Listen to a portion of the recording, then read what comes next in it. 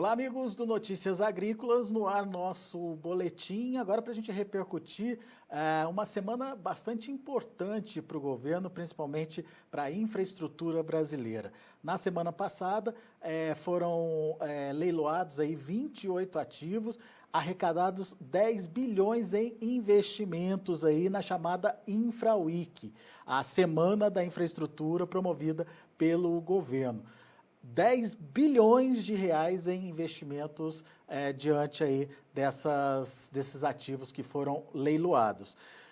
Apesar de não termos efetivamente ativos focados no agronegócio nesse primeiro leilão, esse resultado positivo, dá para dizer, que é um atrativo aí para os futuros negócios, para os futuros investimentos aí, daí sim, infraestrutura para o agronegócio. A gente vai conversar sobre isso com o Edeon Vaz Ferreira, ele é diretor executivo do Movimento Prologística, está aqui já o Edeon com a gente, bem-vindo, meu caro, obrigado pela participação conosco aqui no Notícias Agrícolas.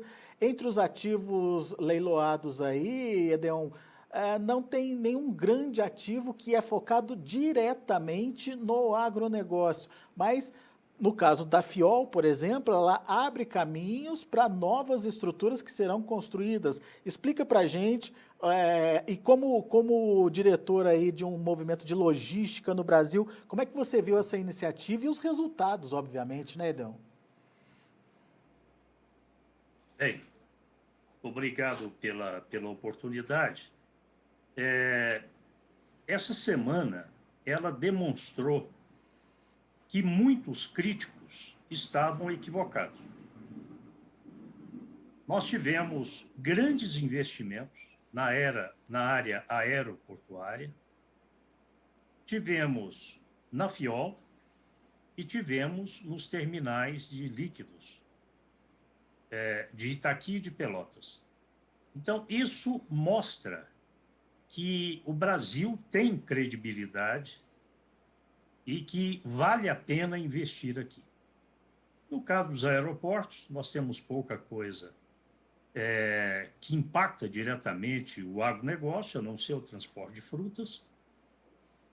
Nós temos, no caso dos líquidos, são para movimentação de combustíveis, e aí nós temos o caso da FIOL.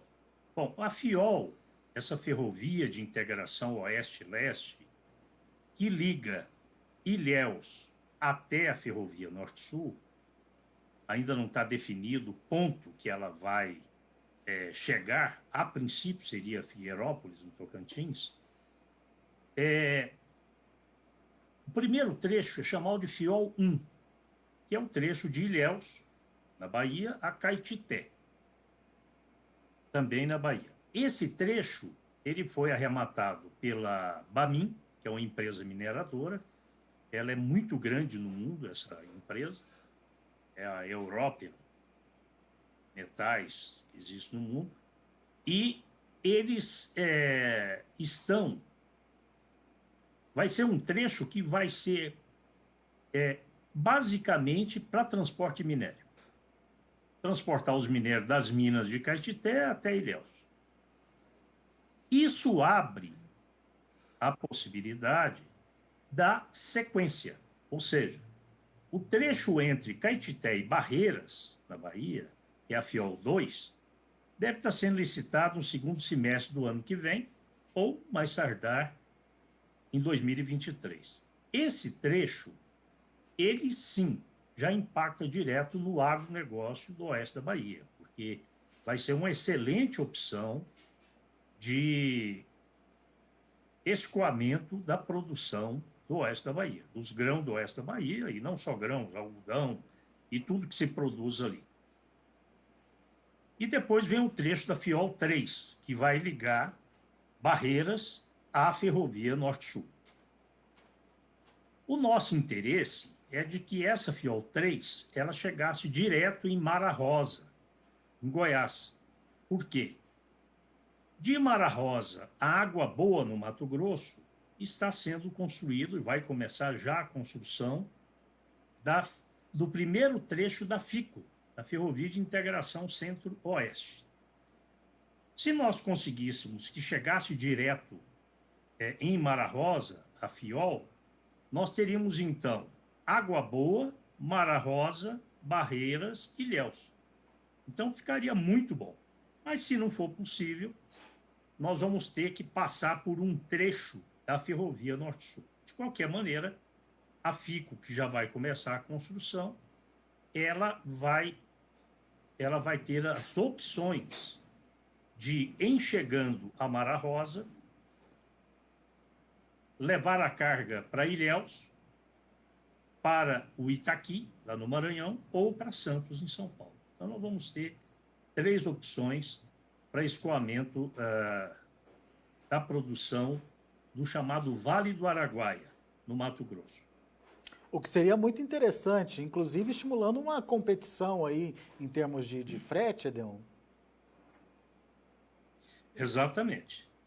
Eu acho que quanto mais nós tivermos de opção, em se tratando de ferrovias, principalmente, ou até de rodovias, o ideal seria que a gente tivesse uma situação parecida com o que nós estamos tendo agora em São Simão, lá em São Paulo. Em Goiás, quer dizer. Em São Simão, em Goiás, foi agora inaugurado o primeiro trecho da Ferrovia Norte-Sul, e nesse ponto tem o terminal ferroviário, tem o terminal hidroviário e tem as rodovias. Então, você tem os 3 modais, um ao lado do outro, como a gente encontra muito nos Estados Unidos. Então, quando a gente tem a concorrência de um frete, de uma hidrovia, você consegue adequar melhor os fretes da hidrovia, da ferrovia e também da rodovia, né? Então, é isso que a gente precisa. Quanto mais opções nós tivermos, melhor será para o setor produtivo. Agora, a FIOL, pelo menos esse primeiro trecho, ela de novo, logo depois aí do leilão, ganhou as manchetes nas televisões, nos jornais aí do Brasil. Questão ambiental de novo pesando. Como é que você avalia isso? É uma questão superada, uma questão problemática para a concessão? Como é que você vê isso, Edeon? Olha, na verdade, eu não vejo nenhum problema disso aí, porque eu conheço a região e não tem nenhum problema ambiental, a não ser que a preocupação seja calango, né? Mas existe um problema que se debate há muito tempo, que é o Porto de Ilhéus.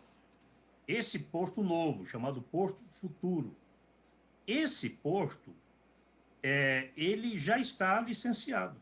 Tem mais o que discutir em relação a isso. Tem que construir agora o terminal portuário para receber a ferrovia. E é isso que vai ser feito nesses primeiros 2 anos, para depois ela começar a operar. Você acha que não tem risco de judicialização, então?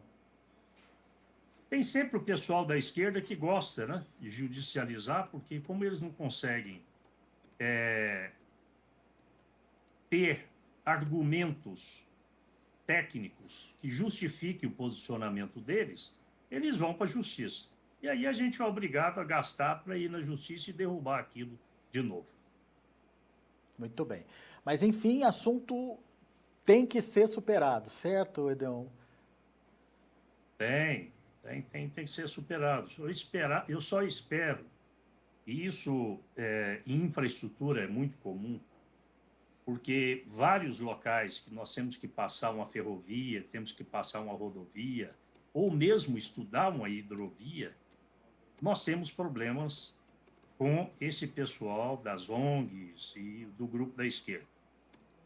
Eu só gostaria que esse povo pensasse mais no Brasil e não pensasse no seu umbigo, né? Então, eu acho que nós temos que pensar no Brasil, pensar num país grande, lógico, respeitando o meio ambiente, respeitando as normas, respeitando as leis. Mas, para isso, existem os ritos. Ninguém faz uma obra passando por cima de um licenciamento ambiental. Então, muitas vezes se puxa esse assunto sem nenhum conhecimento. Então, acho que nós temos que ser mais maduros e pensar mais no Brasil. Muito bem. Bom, primeira etapa concluída, ou pelo menos né, uma sinalização muito positiva em função dos resultados obtidos. Que vem por aí, Edeon? O que a gente precisa ficar atento? Bom, agora nós temos que ficar atentos ao leilão da concessão da BR-153, que vai ligar Anápolis à Aliança do Tocantins, ali próximo de Porto Nacional, próximo de Palmas. É uma rodovia que, para o agro, o volume de transporte de grãos é muito pequeno, mas é uma estrada importante, porque ela liga, é uma parte que liga Anápolis a Belém, né? Que muitos confundem chamando de Belém-Brasília, mas na verdade seria Anápolis-Belém. Essa rodovia, ela seria muito importante que ela fosse duplicada, porque nós estaríamos ligando capitais como Goiânia, Brasília, a Palmas, basicamente, né? Com rodovia duplicada, e reduziria muito acidente. É uma estrada que dá muito acidente. Então, é uma estrada importante de ser concessionada. No dia 8, essa concessão ela será feita por um sistema chamado misto, que seria a menor tarifa até 12% e depois maior valor de outorga. É um sistema que, para nós do agronegócio, nós não concordamos muito.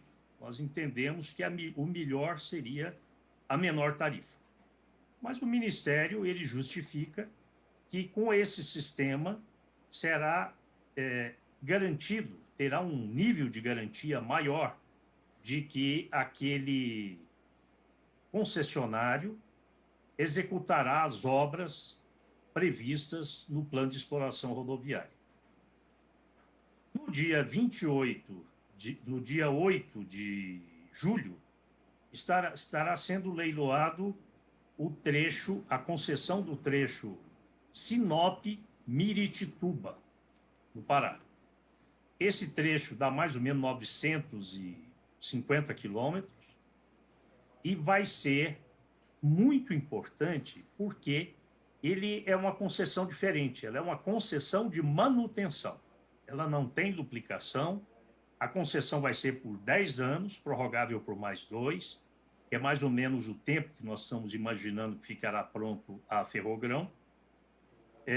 E ela vai ser muito importante porque nós precisamos de trafegabilidade. Nós precisamos de uma rodovia que permita o crescimento do transporte, e hoje nós já estamos passando mais de 2.000 carretas num sentido e mais 2 no outro, né? Então estamos passando ali 4.000 carretas entre carregadas e vazias, e esse crescimento ele vai ser muito grande nos próximos anos, porque quando essa ferrovia ficar pronta, que imaginamos daqui a 10 anos, nós já vamos estar transportando pela BR-163 acima de 35 milhões de toneladas.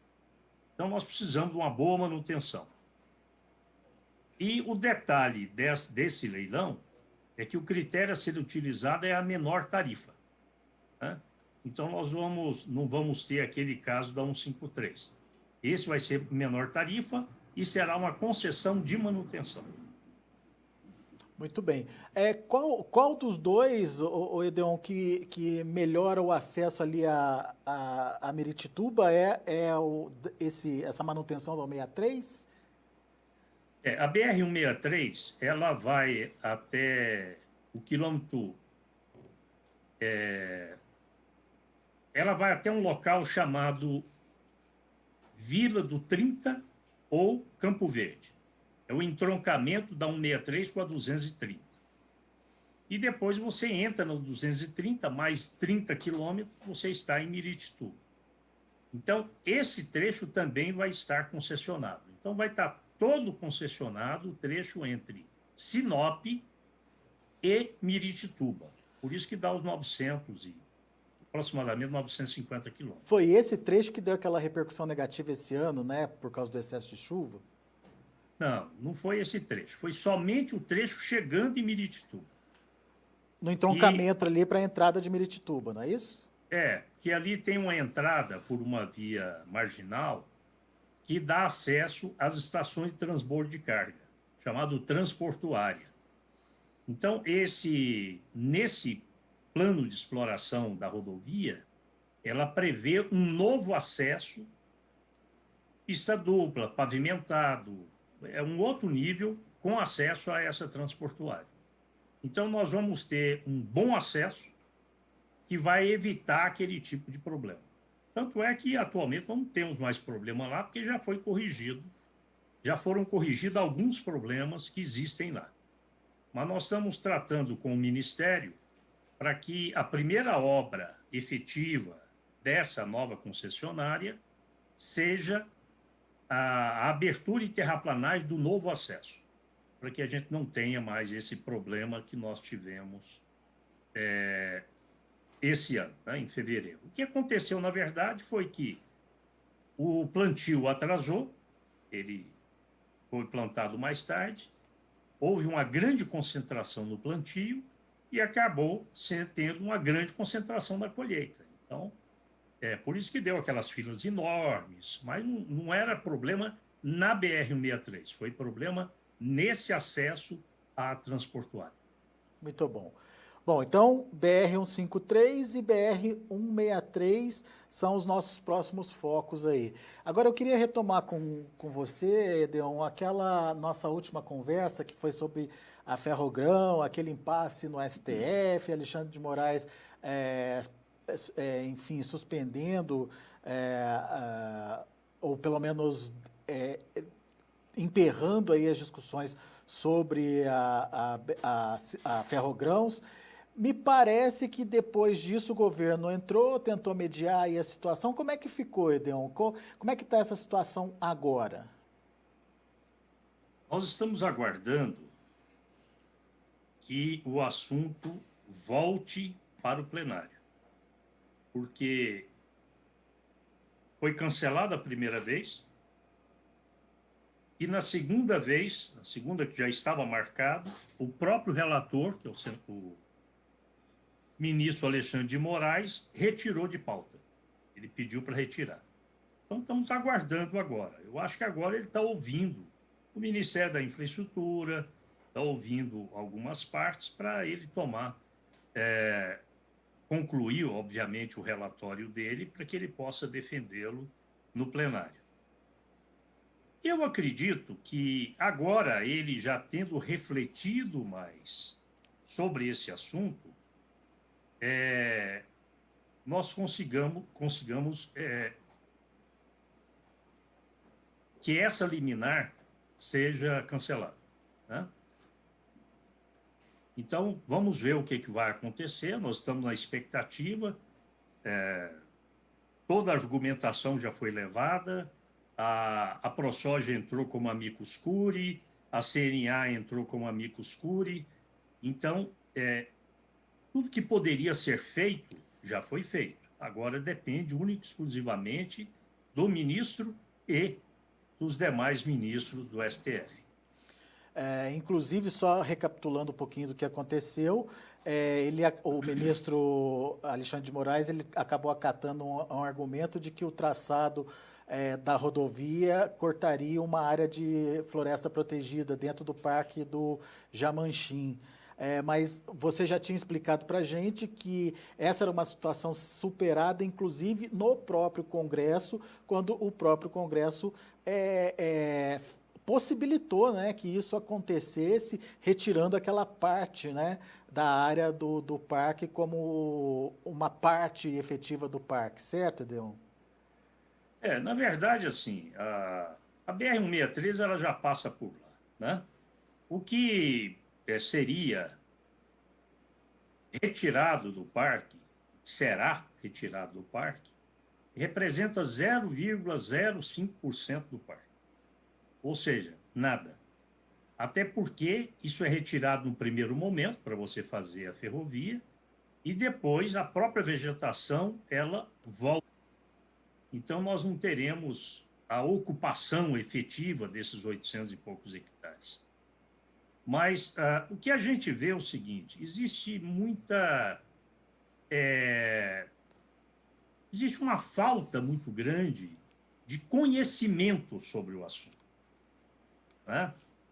A falta de conhecimento leva à tomada de decisões equivocadas, o que aconteceu com o ministro. Porque na Constituição fala que para você alterar uma área de um parque ou passar uma obra pública num parque, é necessário uma lei. Não fala se a lei tem que ser objeto de um projeto de lei ou de uma medida provisória. Então, o que eu expliquei da outra vez.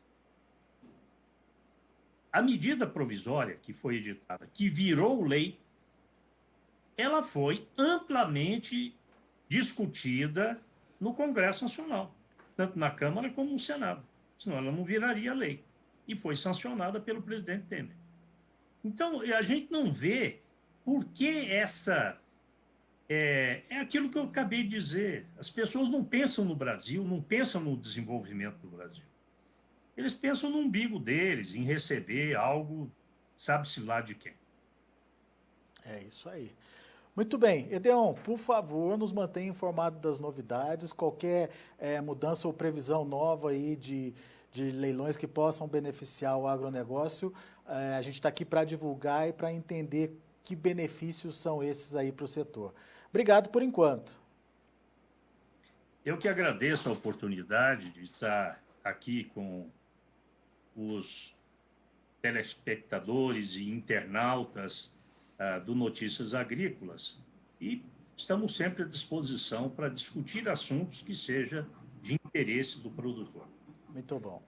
Grande abraço, meu amigo. Obrigado. Volte sempre. Obrigado.